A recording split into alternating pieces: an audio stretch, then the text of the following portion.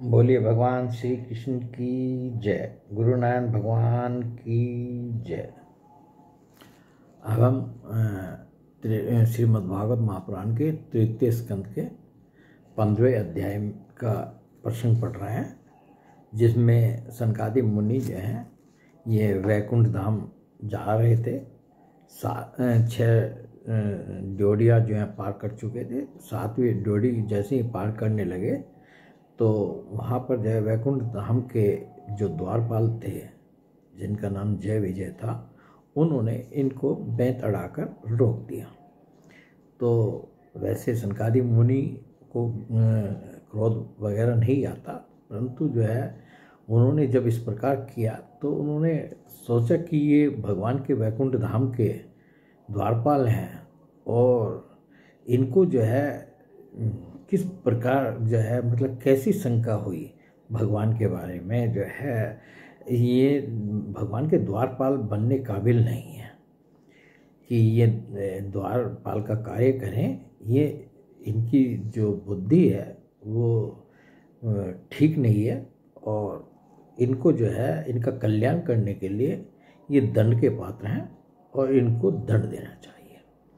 तो सनकादि मुनियों ने जो है उनको श्राप दिया कि जाओ तुम मृत्युलोक में जाओ और जहाँ ये जन्म और तुम उन पाप योनियों में जाओ जहाँ काम क्रोध लोभ प्राणियों के 3 शत्रु निवास करते हैं।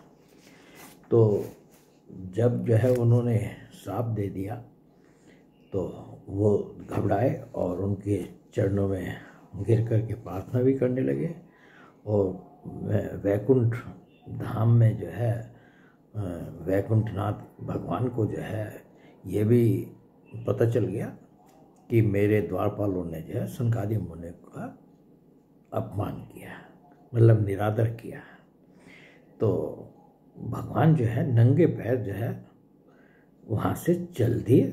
और इस प्रसंग में जो है जो हम पढ़ेंगे इसमें एक तो भगवान के सौंदर्य का वर्णन है कि जो वैकुंठ धाम से जो है भगवान चले और सनकादि मुनियों ने जो उनका दर्शन किया, जो वहाँ उस सौंदर्य का वर्णन हुआ है भगवान के, एक तो उस सौंदर्य का वर्णन है और दूसरे जब भगवान आए उनसे मिले वैकुंठ से आकर के, तो सनकादि मुनियों ने भगवान की स्तुति की। वो स्तुति भी पढ़ेंगे। तो ये तो प्रसंग जो है इस अध्याय के हम पढ़ेंगे। इधर जब साधुजनों के हृदय धन भगवान कमलनाभ को मालूम हुआ कि मेरे द्वारपालों ने सनकादि साधुओं का अनादर किया है, तब वे लक्ष्मी जी के सहित अपने उन्हीं श्री चरणों से चलकर ही वहाँ पहुँचे, जिन्हें परमहंस मुनिजन भी ढूंढते रहते हैं, सहज में पाते नहीं। भगवान जो नंगे पैर जो है वहाँ आए लक्ष्मी जी के साथ। वैसे तो भगवान जो गरुड़ पर सवार होकर के चलते हैं और सब बात है, परंतु नंगे पैर जो है वहाँ आए। सनकादि ने देखा कि उनकी समाधि के विषय श्री वैकुंठ नाथ स्वयं अब उनके नेत्र गोचर होकर पधारे हैं। उनके साथ साथ पार्षदगण छत्र चामर आदि लिए चल रहे हैं तथा प्रभु के दोनों ओर राजहंस के पंखों के समान दो श्वेत चमड़ डुलाए जा रहे हैं। उनकी शीतल वायु से उनके श्वेत छत्र में लगी हुई मोतियों की झालर हिलती हुई ऐसी शोभा दे रही है मानो चंद्रमा की किरणों से अमृत की बूंदें झर रही हों।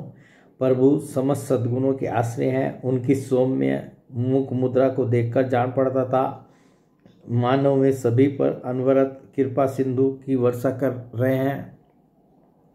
अपनी स्नेहमयी चितवन से वे भक्तों का हृदय स्पर्श कर रहे थे तथा उनके सुविशाल श्याम वक्ष स्थल पर स्वर्ण रेखा के रूप में जो साक्षात लक्ष्मी विराजमान थी, उनसे मानो वे समस्त दिव्य लोकों के चूड़ामणि वैकुंठ धाम को सुशोभित कर रहे थे। उनके पीताम्बर मंडित विशाल नितंबों पर झिलमिलाती हुई करधनी, गले में भ्रमर से मुखरित वनमाला विराज रही थी तथा वे कलाइयों में सुंदर कंगन पहने अपना एक हाथ गरुड़ के कंधे पर रख दूसरे से कमल का पुष्प घुमा रहे थे। उनके अमोल कपोल बिजली की प्रभा को भी लजाने वाले मकराकृति कुंडलों की शोभा बढ़ा रहे थे। उभरी हुई सुगढ़ नासिका थी, बड़ा ही सुंदर मुख था, सिर पर मणि में मुकुट विराजमान था तथा चारों भुजाओं के बीच महामूल्यवान मनोहर हार की और गले में कौस्तुभ मणि की अपूर्व शोभा थी। भगवान का श्री विग्रह बड़ा ही सौंदर्यशाली था। उसे देखकर भक्तों के मन में ऐसा वितर्क होता था कि इसके सामने लक्ष्मी जी का सौंदर्याभिमान भी गलित हो गया है। ब्रह्मा जी कहते हैं, देवताओं, इस प्रकार मेरे महादेव जी के और तुम्हारे लिए परम सुंदर विग्रह धारण करने वाले श्री हरि को देखकर सनकादि मुनीश्वरों ने उन्हें सिर झुकाकर प्रणाम किया। उस समय उनकी अद्भुत छवि को निहारते निहारते उनके नेत्र तृप्त नहीं होते थे। सनकादि मुनीश्वर निरंतर ब्रह्मानंद में निमग्न रहा करते थे, किंतु जिस समय भगवान कमल नयन के चरणारविंद मकरंद से मिली हुई तुलसी मंजरी के गंध से सुवासित वायु ने नासिका रंध्रों के द्वारा उनके अंतःकरण में प्रवेश किया, उस समय वे अपने शरीर को संभाल न सके और उस दिव्य गंध ने उनके मन में भी खलबली मचा दी। भगवान का मुख नील कमल के समान था, अति सुंदर अधर और कुंदकली के समान मनोहर हाथ से उसकी शोभा और भी बढ़ गई थी। उसकी झांकी करके वे कृत्य हो गए और फिर पद्मराग के समान लाल लाल नखों से सुशोभित उनके चरण कमल देखकर वे उन्हीं का ध्यान करने लगे। सनकादि मुनीश्वर जो है भगवान के चरण कमलों का ध्यान करने लगे। इसके पश्चात वे मुनिगण अन्य साधनों से सिद्ध न होने वाली स्वाभाविक अष्ट सिद्धियों से संपन्न, देखिए कह रहे हैं कि अन्य साधनों से सिद्ध न होने वाली स्वाभाविक अष्ट सिद्धियों से संपन्न श्री हरि की स्तुति करने लगे। जो योग मार्ग द्वारा मोक्ष पद की खोज करने वाले पुरुषों के लिए उनके ध्यान का विषय अत्यंत आदरणीय और नयनानंद की वृद्धि करने वाला पुरुष रूप प्रकट करते हैं। तो ये जो स्तुति की है ये पढ़ रहे हैं हम। सनकादि मुनियों ने कहा, अनंत, यद्यपि आप अंतर्यामी रूप से दुष्ट चेत पुरुषों के हृदय में भी स्थित रहते हैं तथापि जिनकी दृष्टि से ओझल ही रहते हैं, किंतु आज हमारे नेत्रों के सामने तो आप साक्षात विराजमान हैं। प्रभु, जिस समय आपसे उत्पन्न हुए हमारे पिता ब्रह्मा जी ने आपका रहस्य वर्णन किया था, उसी समय श्रवण रंध्रों द्वारा हमारी बुद्धि में तो आप आविराजे थे, किंतु प्रत्यक्ष दर्शन का महान सौभाग्य तो हमें आज ही प्राप्त हुआ है। प्रत्यक्ष तो हमने आपको आज ही देखा है। भगवान, हम आपको साक्षात परमात्म तत्व ही जानते हैं। इस समय आप अपने विशुद्ध सत्वमय विग्रह से अपने इन भक्तों को आनंदित कर रहे हैं। आपकी इस सगुण साकार मूर्ति को राग और अहंकार से मुक्त मुनिजन आपकी कृपा दृष्टि से प्राप्त हुए सुदृढ़ भक्ति योग के द्वारा अपने हृदय में उपलब्ध करते रहते हैं। प्रभु, आपका सुयश अत्यंत कीर्तनीय और संसारिक दुखों की निवृत्ति करने वाला है। आपके चरणों की शरण में रहने वाले जो महाभाग आपकी कथाओं के रसिक हैं, वे आपके आत्यंतिक प्रसाद मोक्ष पद को भी कुछ नहीं गिनते। फिर जिन्हें आपकी जरा सी टेढ़ी भौहें भयभीत कर देती हैं, उन इंद्रपद आदि अन्य भोगों के विषय में तो कहना ही क्या है। भगवान, यदि हमारा चित्त भौरे की तरह आपके चरण कमलों में ही रमन करता रहे, हमारी वाणी तुलसी के समान आपके चरण संबंध से ही सुशोभित हो और हमारे कान आपकी सुयश सुधा से परिपूर्ण रहें, तो अपने पापों के कारण भले ही हमारा जन्म नरक आदि योनियों में हो जाए, उसकी हमें कोई चिंता नहीं है। विपुल कीर्ति प्रभु, आपने हमारे सामने जो यह मनोहर रूप प्रकट किया है, उससे हमारे नेत्रों को बड़ा ही सुख मिला है। विश्यासक अजितेंद्रिय पुरुषों के लिए इसका दृष्टिगोचर होना अत्यंत कठिन है। आप साक्षात भगवान हैं और इस प्रकार स्पष्टतया हमारे नेत्रों के सामने प्रकट हुए हैं। हम आपको प्रणाम करते हैं। तो जब भगवान की इस प्रकार स्तुति की तो भगवान ने जो है उनको कहा, मुनिगणों को जो भगवान ने उनको कहा, और उसके बाद जो है फिर सनकादि ऋषियों ने जो है भगवान को जो कहा, इसको भी हम जो है ये क्योंकि एक ही प्रसंग है उसको हम क्रम से ही पढ़ रहे हैं। ये 16वें अध्याय में आता है। श्री भगवान ने कहा, मुनिगण, ये जय विजय मेरे पार्षद हैं। इन्होंने मेरी कुछ भी परवाह न करके आपका बहुत बड़ा अपराध किया है। आप लोग भी मेरे अनुगत भक्त हैं, अतः इस प्रकार मेरी ही अवज्ञा करने के कारण आपने इन्हें जो दंड दिया है वह मुझे भी अभिमत है। ब्राह्मण मेरे परम आराध्य हैं। मेरे अनुचरों के द्वारा आप लोगों का जो तिरस्कार हुआ है उसे मैं अपना ही किया हुआ मानता हूँ, इसलिए मैं आप लोगों से प्रसन्नता की भिक्षा मांगता हूँ। सेवकों के अपराध करने पर संसार उनके स्वामी का ही नाम लेता है। वह अपयश उसकी कीर्ति को इस प्रकार दूषित कर देता है जैसे त्वचा को चर्म रोग।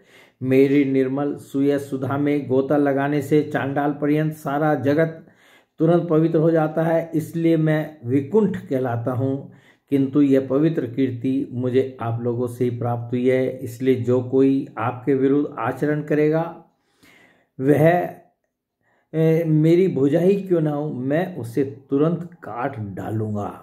आप लोगों की सेवा करने से ही मेरी चरण रज को ऐसी पवित्रता प्राप्त हुई है कि वह सारे पापों को तत्काल नष्ट कर देती है, और मुझे ऐसा सुंदर स्वभाव मिला है कि मेरे उदासीन रहने पर भी लक्ष्मी जी मुझे एक क्षण के लिए भी नहीं छोड़ती। यद्यपि इन्हीं के लेस मात्र कृपा कटाक्ष के लिए अन्य ब्रह्मादि देवता नाना प्रकार के नियमों एवं व्रतों का पालन करते हैं, जो अपने संपूर्ण कर्म फल मुझे अर्पण कर सदा संतुष्ट रहते हैं। वे निष्काम ब्राह्मण ग्रास पर तृप्त होते हुए घी से तरह तरह के पकवानों का जब भोजन करते हैं, तब उनके मुख से मैं जैसा तृप्त होता हूँ वैसा यज्ञ में अग्नि रूप मुख से यजमान की दी हुई आहुतियों को ग्रहण करके नहीं होता।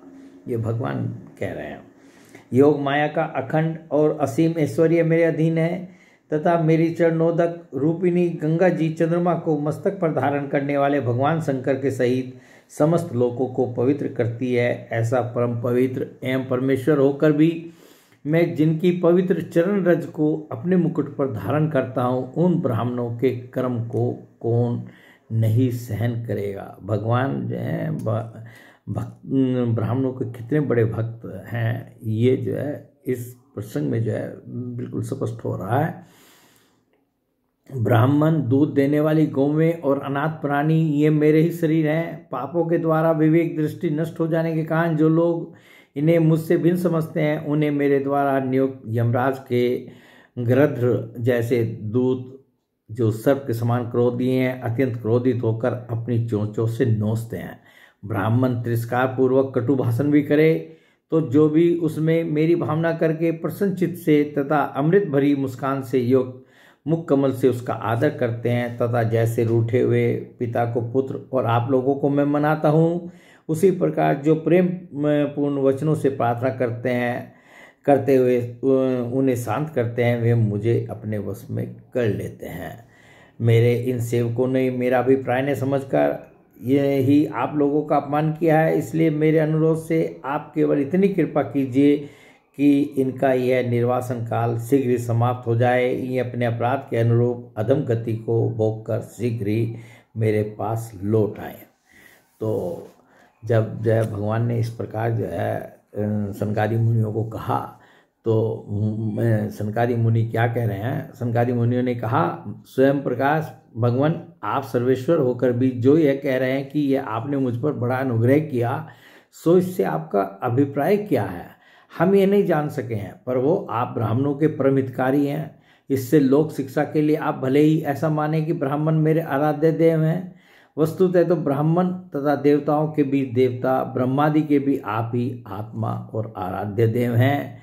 सनातन धर्म आपसे ही उत्पन्न हुआ है, आपके अवतारों द्वारा ही समय समय पर उसकी रक्षा होती है, तथा निर्विकार स्वरूप आप ही धर्म के परम गुह्य रहस्य हैं, यह शास्त्रों का मत है। आपकी कृपा से निवृत्ति प्रायण योगी जन सहज में ही मृत्यु रूप संसार सागर से पार हो जाते हैं, फिर भला दूसरा कोई आप पर क्या कृपा कर सकता है? भगवान दूसरे अर्थार्थी जन जिनकी चरण रज को सर्वदा अपने मस्तक पर धारण करते हैं, वे लक्ष्मी जी निरंतर आपकी सेवा में लगी रहती हैं। सो ऐसा जान पड़ता है कि भाग्यवान भक्तजन आपके चरणों पर जो नूतन तुलसी की मालाएं अर्पण करते हैं, उन पर गुंजार करते हुए भौरों के समान वे भी आपके पाद पद्मों को ही अपना निवास स्थान बनाना चाहती हैं, किंतु अपने पवित्र चरित्रों से निरंतर सेवा में तत्पर रहने वाली उन लक्ष्मी जी का भी आप विशेष आदर नहीं करते। आप तो अपने भक्तों से ही विशेष प्रेम रखते हैं। आप स्वयं ही संपूर्ण भजनीय गुणों के आश्रय हैं। क्या जहाँ तहाँ विचरते हुए ब्राह्मणों के चरणों में लगने से पवित्र हुई मार्ग की धूलि और श्रीवत्स का चिन्ह आपको पवित्र कर सकते हैं? क्या इनसे आपकी शोभा बढ़ सकती है? भगवान, आप साक्षात धर्म स्वरूप हैं। आप सत्य आदि तीनों गुणों में प्रत्यक्ष रूप से विद्यमान रहते हैं तथा ब्राह्मण और देवताओं के लिए तप, सोच और दया आप अपने इन 3 चरणों से इस चराचर जगत की रक्षा करते हैं। अब आप अपनी शुद्ध सतमयी वरदायिनी मूर्ति से हमारे धर्म विरोधी रजोगुण तमोगुण को दूर कर दीजिए। देव, यह ब्राह्मण कुल आपके द्वारा ही अवश्य रक्षणीय है। यदि साक्षात धर्म रूप होकर भी आप सुमधुर वाणी और पूजन आदि के द्वारा इस उत्तम कुल की रक्षा न करें तो आपका निश्चित किया हुआ कल्याण मार्ग ही नष्ट हो जाए। क्योंकि लोग तो श्रेष्ठ पुरुषों के आचरणों की परमान रूप से ग्रहण करता है, पर वो आप सतगुण की खान है और सभी जीवों का कल्याण करने के लिए उत्सुक हैं। इसी से आप अपनी शक्ति रूप राजा आदि के द्वारा धर्म के शत्रुओं का संहार करते हैं। क्योंकि वेद मार्ग का उच्छेद आपको अभिष्ट नहीं है। आप त्रिलोकीनाथ और जगत प्रतिपालक होकर भी ब्राह्मणों के प्रति इतने नम्र रहते हैं, इससे आपके तेज की कोई हानि नहीं होती। यह तो आपकी लीला मात्र है।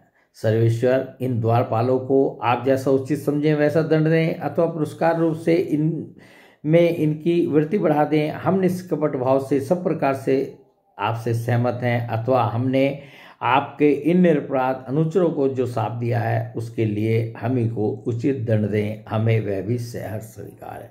बल्कि कह रहे हैं सनकादि मुनि कि प्रभु, यदि हमारे से ये गलती हो गई है कि हमने आपके अनुचरों को जो शाप दिया है, तो आप उसके बदले में हमें जो है दंड दे दें और अपने इन अनुचरों को आप जैसा चाहें वैसा करते हैं।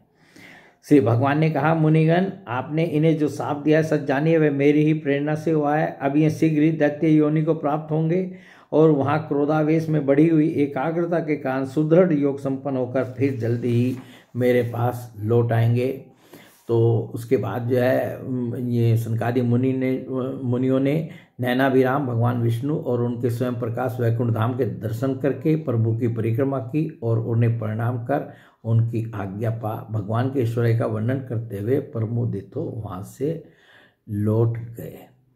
तो ये जो इस 15 और 16वें अध्याय में जो है ये सनकादि मुनियों का जो प्रसंग था, जिसमें भगवान का भी उनको आदेश हुआ और उन्होंने जो भगवान की सुंदर स्तुति की उसको हमने पढ़ा सुना।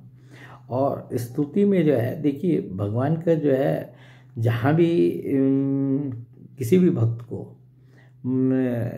या ब्रह्मा शंकर आदि जो स्वयं में भगवान है और दूसरे अन्य देवी देवताओं को भी जब भी भगवान के दर्शन होते हैं या वो कुछ भगवान से कराना चाहते हैं या अपनी भक्तों की या जगत के कल्याण की इच्छा के लिए भगवान के पास जाते हैं तो भगवान की स्तुति करते हैं। और भगवान की स्तुति में क्या है? भगवान की महिमा का वर्णन है, नंबर 1। भगवान की लीलाओं का वर्णन है, भगवान के गुणों का वर्णन है, भगवान के नामों का वर्णन है। और जब वो स्तुति करते हैं तो उसके बाद जो है हर स्तुति के बाद तो भगवान का कुछ न कुछ जो है वो जो भगवान चाहे उनको वर देते हैं, चाहे उनसे प्रसन्न होते हैं। स्तुति जब भगवान की जाती है तो भगवान उस स्तुति से प्रसन्न होते हैं और जो है अपने भक्त को या स्तुति करने वाले को वो कहते हैं कि जो तुम्हारी इच्छा हो वो वर भी मांग लो। और इसके बाद और क्या होता है? इसके बाद जो है भगवान जो है जो उनके भक्त ने स्तुति की उस स्तुति का महात्म भी भगवान स्वयं अपने श्रीमुख से बहुत सी स्तुतियों में बताते हैं कि मेरे इस स्तुति को जो तुमने मेरे प्रति की है या इस भक्त ने मेरे प्रति की है, जो इस स्तुति को पढ़ेगा, करेगा, सुनेगा तो उसको इस फल की प्राप्ति होगी। तो स्तुति जो है भगवान की जो है, मैं तो ऐसा समझता हूँ कि स्तुति में ही जो है वो सब कुछ समाया हुआ है, जो कि हमें जो है भगवान के प्रति जो है करना चाहिए और किया जा सकता है। इसलिए स्तुतियों का मैं विशेष रूप से अलग जो है महत्व समझता हूँ। बोले भगवान श्री कृष्ण की जय, गुरु नानक भगवान की जय।